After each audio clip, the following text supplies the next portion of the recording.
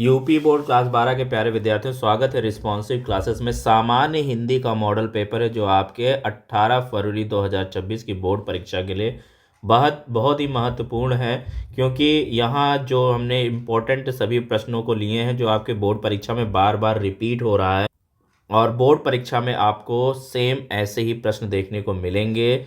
ये एक viral paper है बच्चों, जिसका कोड है 302HM। आपका पूर्णांक कितना 100 अंकों का हो जाएगा सामान्य हिंदी के लिए, और आपको समय मिलेगा 3 घंटा 15 मिनट। 15 मिनट में आपको प्रश्न पत्र पढ़ना है, यानी प्रश्न पत्र पढ़ने के लिए निर्धारित किया गया है।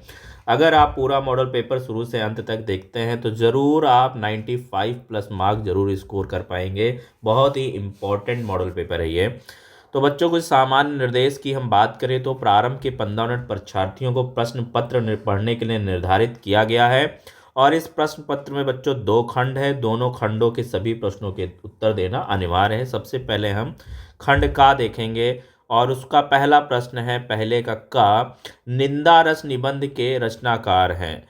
निंदा रस निबंध के रचनाकार हैं हजारी प्रसाद द्विवेदी, हरिशंकर परसाई, जी सुंदर रेड्डी और मोहन राकेश। तो निंदा रस निबंध किसने लिखा है? हरिशंकर परसाई ने लिखा है बच्चों। ऑप्शन नंबर आपका दूसरा सही हो जाएगा। हरिशंकर परसाई एक प्रसिद्ध और चर्चित व्यंग्य निबंधकार हैं। ठीक है।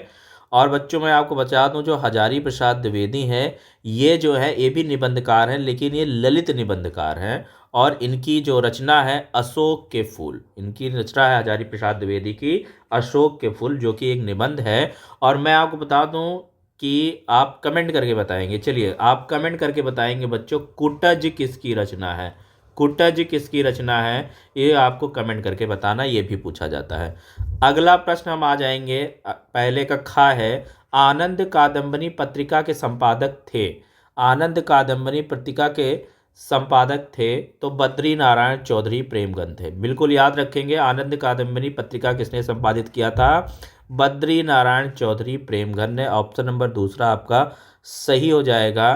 अब बच्चों प्रताप नारायण मिश्र की पत्रिका का नाम क्या है? तो प्रताप नारायण मिश्र ने ब्राह्मण पत्रिका का संपादन किया था। बिल्कुल याद रखेंगे, प्रताप नारायण मिश्र ने ब्राह्मण पत्रिका का संपादन किया था। और बालकृष्ण भट्ट ने हिंदी प्रदीप पत्रिका का संपादन किया था।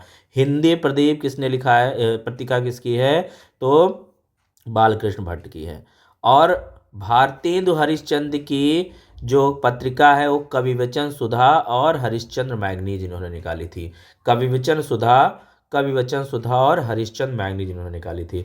तो इस प्रश्न पे जितना कुछ भी मैंने एक्सप्लेन किया सब आपके लिए इंपॉर्टेंट है, सब एक एक प्रश्न याद रखेंगे।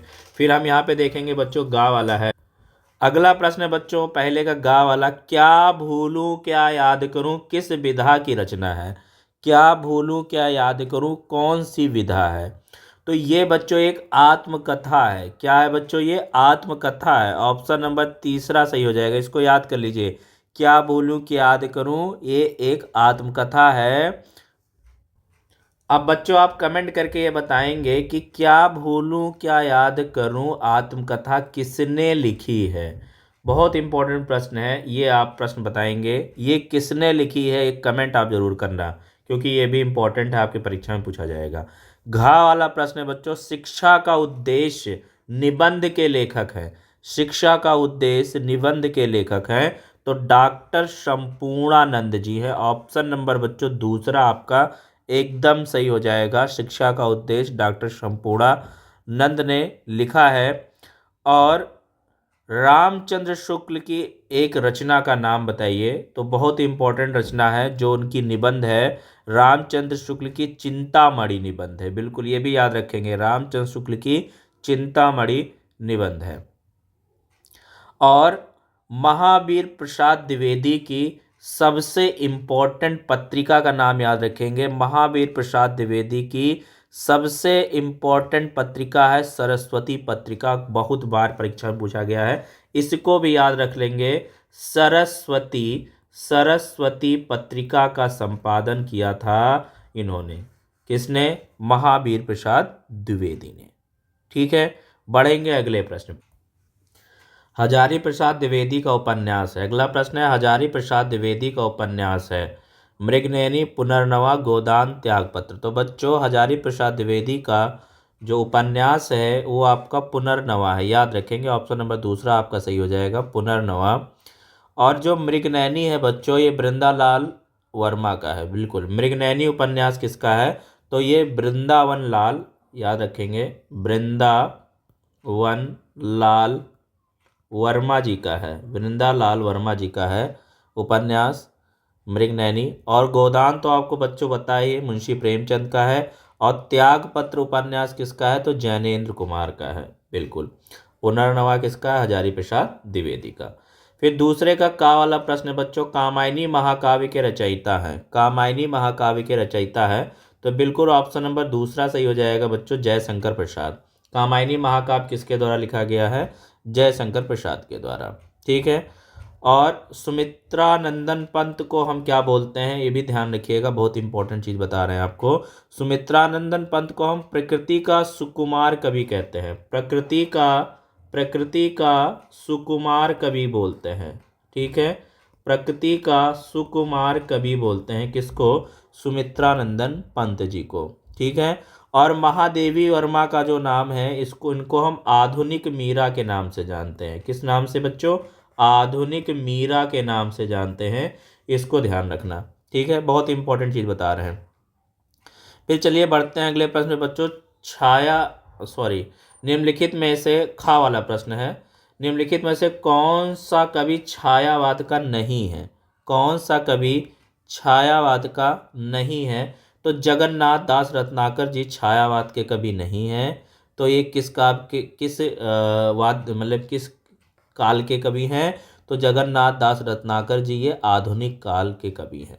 ठीक है, आधुनिक काल के कवि हैं जगन्नाथ दास रत्नाकर, और इन्होंने ब्रज भाषा में अपनी कृतियां लिखी हैं। ठीक है, जैसे कि ऊधो शतक।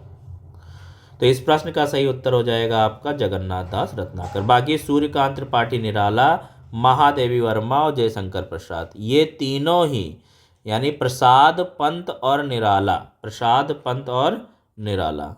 ठीक है, ये प्रसाद, जयशंकर प्रसाद, ठीक है, सूर्यकांत त्रिपाठी निराला, महादेवी वर्मा, ये छायावाद के ही कवि कहलाते हैं। ठीक है, छायावाद के कवि हैं। चलिए बढ़ते हैं, गा वाला प्रश्न है, रीतिकाल का अन्य नाम क्या है? रीतिकाल का अन्य नाम हम श्रृंगार काल के नाम से जानते हैं। रीतिकाल को श्रृंगार काल के नाम से जानते हैं। ठीक है। अगला प्रश्न है बच्चों, घा वाला, सुमित्रानंदन पंत को चिदंबरा पर कौन सा पुरस्कार मिला था? सुमित्रानंदन पंत को चिदंबरा पर कौन सा पुरस्कार मिला था? तो इनको ज्ञानपीठ पुरस्कार मिला था। क्या मिला था बच्चों? भारतीय ज्ञानपीठ पुरस्कार मिला था। ऑप्शन नंबर पहला सही हो जाएगा। और चिदंबरा इन्होंने कब लिखा? 1968 में लिखा था। ठीक है, और हाँ, 1968 में चिदंबरा इन्होंने लिखी है, सुमित्रानंदन पंत ने। ठीक है, इनको एक पुरस्कार और मिला है, साहित्य अकादमी पुरस्कार भी सुमित्रानंदन पंत को बच्चों मिला है। अब आप कमेंट करके बताएंगे बच्चों कि किस कृति पर सुमित्रानंदन पंत जी को साहित्य अकादमी पुरस्कार मिला हुआ है, ये आप कमेंट करेंगे। अगला प्रश्न है बच्चों, परशुराम की प्रतीक्षा किस कवि की रचना है? परशुराम की प्रतीक्षा किस कवि की रचना है? तो ये है रामधारी सिंह दिनकर की। किसकी है? रामधारी सिंह दिनकर की। चलिए बढ़ते हैं, अगला प्रश्न आपका आएगा बच्चों, गद्यांश पर आधारित प्रश्न होगा। तीसरे प्रश्न में 2 गद्यांश दिए जाएंगे, कोई एक गद्यांश आपको करना होगा। प्रत्येक गद्यांश में 5 प्रश्न होंगे, प्रत्येक 2 मार्क्स का होगा, यानी 10 नंबर का गद्यांश आएगा। कोई एक गद्यांश ही आपको अटेम्प्ट करना है। हम यहाँ पे बहुत ही इंपॉर्टेंट गद्यांश ले रहे हैं जो आपकी बोर्ड परीक्षा के लिए बहुत ही महत्वपूर्ण है। मातृभूमि पर निवास करने वाले मनुष्य राष्ट्र का दूसरा अंग है। पृथ्वी हो और मनुष्य ना हो तो राष्ट्र की कल्पना असंभव है। पृथ्वी और जन दोनों के सम्मिलन से ही राष्ट्र का स्वरूप संपादित होता है। जन के कारण ही पृथ्वी मातृभूमि की संज्ञा प्राप्त करती है। पृथ्वी माता है और जन सच्चे अर्थों में पृथ्वी का पुत्र है। दिए गए गद्यांश का शीर्षक एवं लेखक का नाम लिखिए। तो पाठ के शीर्षक है राष्ट्र का स्वरूप और इसके लेखक हैं वासुदेव शरण अग्रवाल। इस प्रकार आपको यहाँ 2 नंबर मिलेंगे एग्जाम में। फिर बच्चों यहाँ पे दूसरा प्रश्न पूछा है कि राष्ट्र की कल्पना कब असंभव है। तो पृथ्वी हो और मनुष्य ना हो तो राष्ट्र की कल्पना असंभव हो, या लिखने पे आपको 2 नंबर मिल जाएंगे। पृथ्वी और जन दोनों मिलकर क्या करते हैं। तो पृथ्वी और जन दोनों मिलकर राष्ट्र का निर्माण करते हैं, 2 नंबर प्राप्त हो जाएगा। पृथ्वी कब मातृभूमि की संज्ञा प्राप्त करते हैं। तो पृथ्वी मातृभूमि की संज्ञा जन के कारण ही प्राप्त करती हैं। फिर 5वां प्रश्न बच्चों, रेखांकित अंश की व्याख्या कीजिए। तो रेखांकित अंश जो आपको शुरुआत में दिखाया था हमने, यहाँ पे लास्ट के जो लाइनें हैं, इसको अपने शब्दों में व्याख्यात करना है। तो जिस प्रकार माता हमें जन्म देती है, पालन पोषण करती है, हमें प्यार करती हैं, उसी प्रकार पृथ्वी हमें अन्न देती है। इसकी धूल में हम खेल कर बड़े होते हैं, इसकी हवा में हम सांस लेते हैं। पृथ्वी एक माता के ही समान हमारा पालन पोषण करती है, अतः पृथ्वी एक माता के समान, और मनुष्य सच्चे अर्थों में पृथ्वी का पुत्र है। फिर अथवा में बच्चों प्रश्न है कि अशोक का वृक्ष जितना भी मनोहर हो, जितना भी रहस्यमय हो, जितना भी अलंकारमय हो, परंतु उस विशाल सामंत सभ्यता की परिष्कृत रुचि का ही प्रतीक है, जो साधारण प्रजा के परिश्रम पर पली थी। उसके रक्त संसार कानों को खाकर बड़ी हुई थी, और लाखों करोड़ों की उपेक्षा से जो समृद्ध हुई थी, वह सामंत उखड़ और दिनों उत्सव की धूमधाम भी मिट गई। तो उपयुक्त गद्यांश के पाठ और लेखक का नाम लिखिए। तो उपयुक्त गद्यांश के पाठ के शीर्षक का नाम है अशोक के फूल, और लेखक का नाम है हजारी प्रसाद द्विवेदी। दूसरा प्रश्न है बच्चों, सामंत सभ्यता की परिष्कृत रुचि का प्रतीक कौन है। तो सामंत सभ्यता की परिष्कृत रुचि का प्रतीक अशोक का वृक्ष है। फिर बच्चों यहाँ पे तीसरा प्रश्न है कि लाखों करोड़ों की उपेक्षा से कौन समृद्ध हुई थी। तो लेखक के अनुसार लाखों करोड़ों की उपेक्षा से सामंतवाद समृद्ध हुआ था। फिर चौथा प्रश्न है, आज उसे सामंत सभ्यता की क्या स्थिति है। तो लेखक के अनुसार आज उस सामंती सभ्यता की स्थिति यह है कि वे उखड़ गए हैं, उनका समाज ढह गया है, और उनके विलासितापूर्ण जीवन की धूमधाम मिट गई है। रेखांकित अंश की व्याख्या कीजिए। तो लेखक का कहना है कि संसार का नियम है कि जो वस्तु अथवा परंपरा, वह समय के साथ परिवर्तन होता ही है। कुछ समय पश्चात उसके स्वरूप में आमूलचूल परिवर्तन होकर वह एक भिन्न रूप में हमारे सामने होती है। यही बात संस्कृति के संदर्भ में भी होती है। यही कारण है कि कभी सम्राटों और सामंतों ने जिस विलासी और चाटुकार संस्कृति को जन्म दिया था, वह मन को लुभाने वाली और व्यक्ति को उन्मत्त करने वाली संस्कृति धीरे धीरे समाप्त हो गई है। फिर बच्चों अगला प्रश्न है यहाँ पे चौथा, दिए गए गद्यांश पर आधारित निम्नलिखित प्रश्नों के उत्तर दीजिए। तो बच्चों आपका गद्यांश नहीं पद्यांश, तो पद्यांश से भी 2 प्रश्न आएंगे, एक ही प्रश्न आपको अटेम्प्ट करना है। इसमें भी 5 प्रश्न पूछे जाएंगे, प्रत्येक 2 मार्क्स का होगा, 10 नंबर का पद्यांश हो जाएगा। 10 नंबर का गद्यांश, 10 नंबर का पद्यांश। तो पद्यांश यहाँ पे दिया गया है, इंपॉर्टेंट पद्यांश क्या है। मेरे प्यारे नौ जलद से कंज से नेत्र वाले, जाके आए ना मधुबन से ओ ना भेजा संदेशा। मैं रो रो के प्रिय विरह से बावली हो रही हूँ, जाके मेरी सब दुख कथा श्याम को तू सुना दे। ज्यों ही मेरा भवन तज तू अल्प आगे बढ़ेगी, शोभा वाली सुगत कितनी मंजू कंजे मिलेंगी। प्यारी छाया मृदुल स्वर से मोह लेंगी तुझे वे, तो भी मेरा दुख लख वहाँ जाना विश्राम कर लेना। उपयुक्त पद्यांश के शीर्षक और कवि का नाम लिखिए। तो पाठ का नाम है बच्चों, शीर्षक है आपका पवन दूतिका, और जिसके लेखक हैं अयोध्या सिंह उपाध्याय हरिओद। इस प्रकार आपको 2 नंबर यहाँ से मिल जाएंगे। दूसरा प्रश्न इस पद्यांश पर आधारित पूछा गया है बच्चों, पवन दूतिका द्वारा किसने किसको संदेश भेजा है। तो राधा पवन को दूती बनाकर कृष्ण को संदेश भिजवाती है। फिर बच्चों यहाँ पे रेखांकित अंश की व्याख्या करना है, जो आपकी शुरुआत की 4 लाइनें हैं। तो इस अंश में राधा पवन रूपी दूती को कृष्ण के विरह में अपनी विरह व्यथा सुनाते हुए कहती हैं, जब से मेरे प्राण प्रिय नए बादलों के समान श्याम वर्ण कमल से नेत्र वाले कृष्ण मथुरा गए हैं, तब से ना ही वे मधुबन लौट कर आए हैं और ना ही कोई संदेशा भेजा। प्रस्तुत पद्यांश में श्री कृष्ण के सौंदर्य का वर्णन किस प्रकार किया गया है बच्चों। तो राधा के अनुसार कृष्ण के नयन नवीन बादलों के समान पनीले व मनोहारी हैं। राधा का प्रेम उनके प्यारे प्राण प्रिय कृष्ण के विरह में व्याकुल है। पांचवा प्रश्न ये कहता है कि मधुबन जाकर किसने कोई संदेशा नहीं भेजा है, तो मधुबन जाकर श्री कृष्ण ने कोई संदेशा नहीं भेजा है। अब इसके बाद दूसरा यानी अथवा वाला आपका सबसे इम्पोर्टेंट पद्यांश है, इसको भी आप तैयार करके जाएंगे बोर्ड परीक्षा में। मुझको या प्यार है इसे तुम प्यारे, मेरे दुगने प्रिय रहो न मुझसे न्यारे।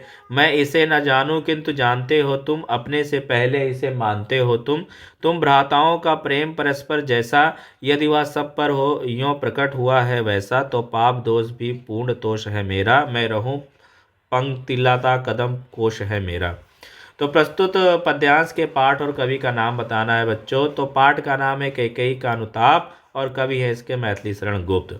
रेखांकित अंश की व्याख्या कीजिए। तो कैकेयी कहती हैं मुझको यह भरत प्यारा है और तुम इसको प्यारे हो, इस प्रकार तुम मेरे दुगने प्रिय हो, तुम मुझसे अलग ना हो। मैं इसे नहीं जानती हूँ किंतु तुम इसे अच्छे से जानते हो और अपने से ज़्यादा इसे मानते हो। कैकेयी को कौन दुगने प्रिय हैं, तो कैकेयी को राम दुगने प्रिय हैं बच्चों। श्री राम को कौन प्यारा है, तो श्री राम को भरत प्यारा है। प्रस्तुत पंक्ति में कौन सा रस है, तो यहाँ पे भक्ति रस है। चलिए यहाँ पे पांचवा प्रश्न जो आता है बच्चों, वो लेखक के साहित्यिक परिचय देते हैं, उनकी कृतियों का उल्लेख कीजिए। तो यहाँ पे देखिए 3 लेखक मैंने लिख रखे हैं, बहुत ही इंपॉर्टेंट है। इन तीनों का आप साहित्यिक परिचय, उनका जीवन परिचय याद करेंगे। और 3 मैंने यहाँ पे कवि दे दिए हैं, मैंने बहुत सारे मॉडल पेपर में इसको कराया भी है। तो यहाँ पे इसको आप जाके देख लेना। ये 3 आप कवियों के रट के जाना, इन 3 में से एक ज़रूर ना आपका बोर्ड परीक्षा में फंस जाएगा। फिर बच्चों पंचलाइट अथवा लाठी कहानी पर सारांश लिखना है और ध्रुव यात्रा और लाठी कहानी का उद्देश्य पर प्रकाश डालना है। फिर 7वां प्रश्न आपका स्वपठित खंड काव्य पर आधारित प्रश्न होगा बच्चों, जिसमें अगर आप जो भी खंड काव्य पढ़ रहे होगे वो खंड काव्य का प्रश्न का उत्तर आपको अटेंड करना होगा। अगर आप त्यागपति पढ़ रहे हो तो त्यागपति का अटेंड कर लेना। श्रवण कुमार, रश्मिरति, मुक्ति यज्ञ, सत्य की जीत, आलोक वृत्त, जो भी आप पढ़ रहे हो वो आप पढ़ के जाना, आपका एक खंड काव्य से प्रश्न उत्तर आएगा। ठीक है। फिर बच्चों खंड खा जब आपका स्टार्ट होता है तो यहाँ से अनिवार्य संस्कृत आ जाती है। इसमें भी आपके 2 गद्यांश और 2 पद्यांश आते हैं, संस्कृत गद्यांश और संस्कृत पद्यांश। तो यहाँ पे मैंने एक इम्पोर्टेंट गद्यांश लिया है, यहाँ पे संदर्भ सहित अनुवाद करना होता है। ये गद्यांश पढ़ करके मुझे इसका क्या लिखना है, संदर्भ। तो यहाँ पे ये गद्यांश हमने पढ़ा। प्रस्तुत गद्यांश हमें पता चला कि ये हमारी पाठ्य पुस्तक संस्कृत के संस्कृत भाषाया महत्तम नामक पाठ से ये अवतरित है, जिसका अनुवाद ये है कि बच्चों यह भारत देश धन्य है जहाँ मनुष्य के चित्त को शुद्ध करने वाली, अच्छे भावों को उत्पन्न करने वाली, शब्द के समूहों को जन्म देने वाली देववाणी सुशोभित है, विद्यमान है। संपूर्ण साहित्यों में इसका साहित्य सर्वश्रेष्ठ और सुसंपन्न है।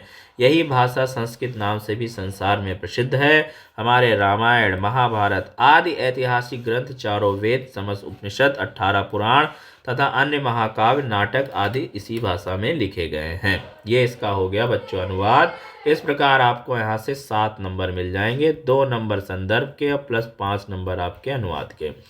फिर बच्चों यहाँ पे एक मैंने दूसरा इम्पोर्टेंट संस्कृत गद्यांश लिया है जो आपके एग्जाम में फंसेगा। याज्ञवल्क्यो मैत्री उमचा मैत्री उद्यानस अहम अस्मात् स्थानादस्मि।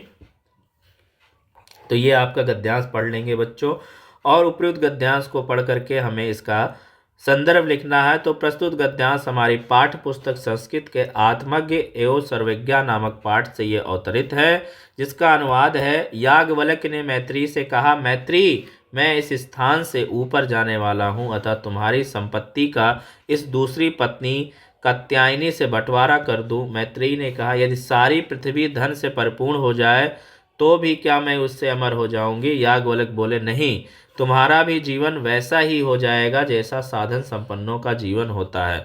संपत्ति से अमरता की आशा नहीं है। मैत्रेयी बोली, मैं जिससे अमर ना हो सकूंगी उसका क्या करूंगी। भगवान, आप जो अमरता का साधन जानते हैं केवल वही मुझे बताएं। याज्ञवल्क्य ने कहा, तुम मेरी प्रिया हो और प्रिय बोल रही हो, आओ बैठो, मैं तुमसे अमृत तत्व के साधन की व्याख्या करूंगा। फिर बच्चों आपका यहाँ श्लोक दे रखा है, तो इस श्लोक के आधार पे मुझे इसका क्या बताना है, संदर्भ और इसका अर्थ। तो ये पाठ्य पुस्तक संस्कृत सुभाष रत्नामय पाठ से ये अवतरित है। सुखार्थिनो कितो विद्या कुतो विद्यार्थिनम सुखम। सुख चाहने वाले को विद्या कहाँ, विद्या चाहने वाले को सुख का। सुख चाहते हो तो विद्या छोड़ दो, विद्या चाहते हो तो सुख त्याग कर दो, ये इसका अर्थ हो गया। फिर बच्चों यहाँ पे दूसरा श्लोक लिया गया है और दूसरे श्लोक का यहाँ पे प्रस्तुत गद्यांश हमारी पाठ पुस्तक संस्कृत के भोजस्योदार्यम नामक पाठ से ये अवतरित है, जिसका अनुवाद है शिव का अर्धभाग दानो वैरी अर्थात विष्णु ने तथा अर्धभाग पार्वती ने हर लिया। इस प्रकार भूतल पर शिव की कमी होने से गंगा सागर में, चंद्रकला आकाश में तथा नागराज भूतल में समा गया। सर्वकता और अधीश्वरता आप में तथा भिक्षाटन मुझ में आ गया, इसका अर्थ हो गया। फिर बच्चों यहाँ पे देखिए निम्नलिखित मुहावरों लोकोक्तियों में से किसी का अर्थ लिखकर वाक्य में प्रयोग करना है। आंखें चार होना, आंखों का तारा होना, बहुत प्यारा होना, पानी पानी होना, शर्मिंदा होना, सावन हरे न भादों सूखे। तो ये आपका मुहावरा हो गया। इन मुहावरों का अर्थ मैंने बताया, इसको आप अपने वाक्य में लिखेंगे। फिर आपका 10वां वाला क्वेश्चन अपठित गद्यांश आता है। ये गद्यांश लिख रखा है। इस गद्यांश पे आधार पे कुछ प्रश्न आएंगे, जिन प्रश्नों के उत्तर मैंने लिखा है बच्चों। ऐसे ही प्रश्नों के उत्तर आपको देना है, ठीक है। अब ये गद्यांश आपका कुछ भी आ सकता है, ज़रूरी नहीं जो मैंने लिखा है गद्यांश अलग ही आता है, ठीक है। वो अपठित गद्यांश होता है जो आपने नहीं पढ़ा होगा। फिर बच्चों 11वां का है निम्नलिखित शब्द युग्मों का सही अर्थ चयन करके लिखिए। जैसे कि अविराम और अभिराम का अर्थ होता है बिना रोक के या लगातार और सुंदर, ठीक है। फिर है बात वात तो वार्ता और हवा। बात मतलब वार्ता, वात मतलब हवा। लिखित शब्द में किसी एक शब्द के दो अर्थ बताना है। तो वर मतलब एक तो वही हो गया दूल्हा वाला वर, और वर मतलब श्रेष्ठ भी होता है, ठीक है। इस प्रकार इसके दोनों के भी अर्थ लिखने हैं। फिर निम्नलिखित वाक्यांशों के लिए एक शब्द का चयन करके लिखिए। जैसे जो ईश्वर में विश्वास करता हो बच्चों आस्तिक कहलाता है, जानने की इच्छा रखने वाला जिज्ञासु कहलाता है। फिर बच्चों यहाँ पे निम्नलिखित में से किन्हीं दो वाक्यों को शुद्ध करके लिखना है। तो मैं भोजन कर लिया हूँ गलत है, मैंने भोजन कर लिया है। क्या लिखेंगे इसको? मैंने भोजन कर लिया है, ये इसका सही होगा। एक पुरुष और एक स्त्री जा रही हैं, नहीं, पुरुष और स्त्री जा रहे हैं, ठीक है। पुरुष और स्त्री जा रहे हैं, यहाँ गड़बड़ है। फिर है उसने 3 पुस्तकें खरीदा, नहीं, उसने 3 पुस्तकें खरीदी, तो यहाँ पे गलत है, उसने 3 पुस्तकें खरीदी। तो ये इसके सही शब्द हो गए, सही मतलब वाक्य हो गए। फिर बच्चों रस छंद अलंकार से आपको 2-2 नंबर का तैयार करना है, ठीक है। आपको रस, वीर रस अथवा करुण रस यानी रस छंद अलंकार आपको तैयार करके रखना है, 6 नंबर का आएगा। फिर एक आपका क्या आएगा बच्चों, आपका आवेदन पत्र आएगा 6 नंबर का, तो ये भी आप तैयार कर लीजिए। और 14 नंबर जो 14वां प्रश्न आएगा वो आपका बच्चों निबंध से होगा 9 नंबर का। तो यहाँ पे मैंने इंपॉर्टेंट निबंध लिख रखे हैं, इनको तैयार कर लीजिए, आपके एग्जाम में ये फंस जाएंगे।